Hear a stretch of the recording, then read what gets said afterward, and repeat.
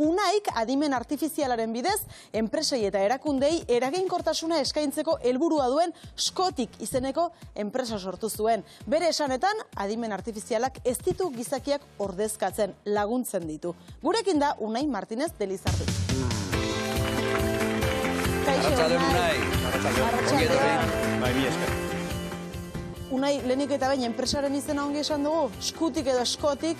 Eskutik. Eskutik. Eskutik helduta. Horrela. Naiz deletratuta beste gauza bat dirudien. Eskutik. Euskal zea hitz bada. Unai, zer da zuretzat adimen artifiziala? Hau, aldera zaile, ez da? Bueno, saiatuko naiz alor teknikotik esplikatzen, igual jendarteari gehiago hurbiltzeko teknologia hau. Ez da horren beste niretzako zerren, baizik eta nola funtzionatzen duen, ez? Niretzako adimen artifiziala 3 puntu lotzen dituen teknologia bada, ez?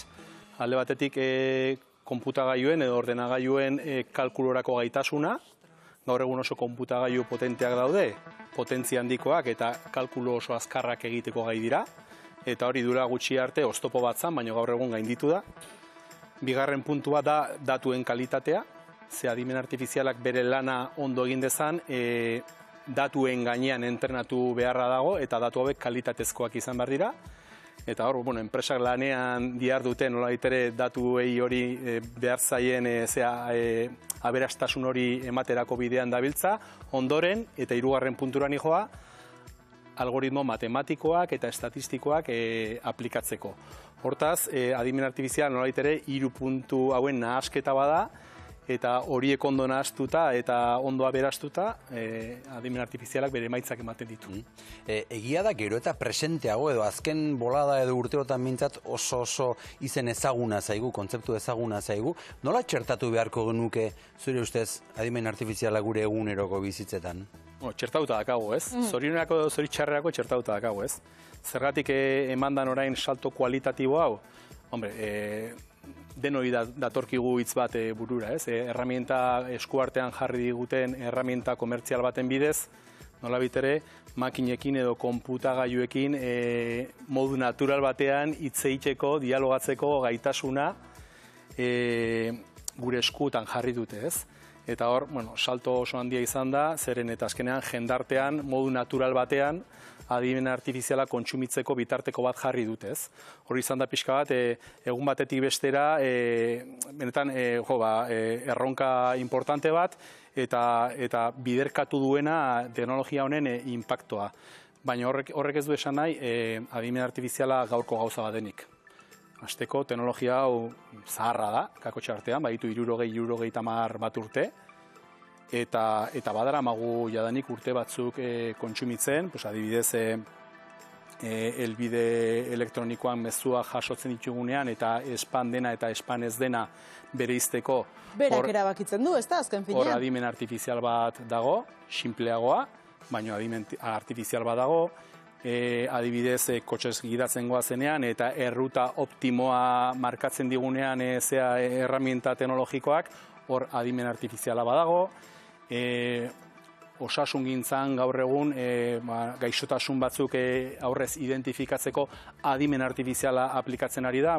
Kasuak dozenaka daude mahai gainean eta garbi dago kasu batzuetan onuraduna dena, adibidez osasungintzaren kasuan, eta beste kasu batzuetan, nik uste dut hor eztabaida filosofiko, ekonomiko, sozial bat egin beharko genukela jendartera hartu, nolabait ere mahai gainean teknologian ere bai muga batzu jartzeko eta ikusteko nola erabili guztion onerako izan dadin, ez?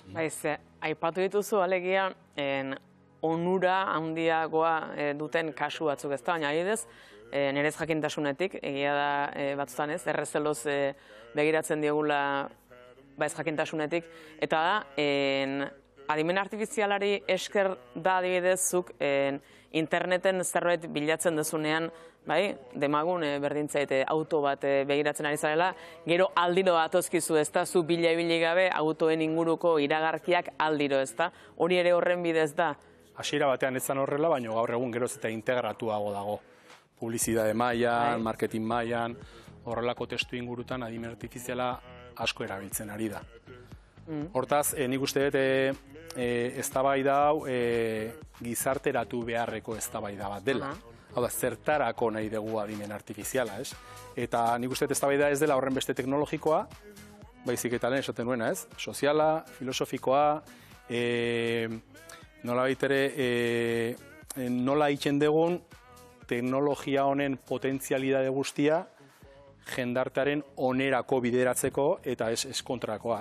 Claro, hemen bizigera eredu ekonomiko oso konkretu batean, eta hor suposatzen dut ere bai, interes konkretu oso batzuk badaudela, eta teknologianen bilakaera alde batera edo bestera jun daiteke, ez? Gu gizarte bezala hor badaukagu zer esana, ez? Eta zuek eskutik enpresan, ze adimen artifizial mota erabiltzen duzu, Bai, bueno, mota ezberdinak. Zertarako, adibidez, laguntzen diegu batez ere enpresa industrialei hobeto planifikatzeko. Fabrikazioa hobeto planifikatzeko. Zer da hobeto planifikatu? Adibidez, pieza kopuru berbera ekoiztu, kontsumo elektrikoak gutxituz, adibidez.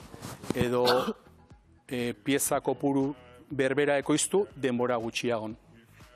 Planifikazio hobeago bati esker.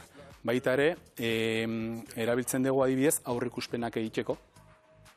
Ezu, zenbat aterki salduko ditut datorren urtean, ez?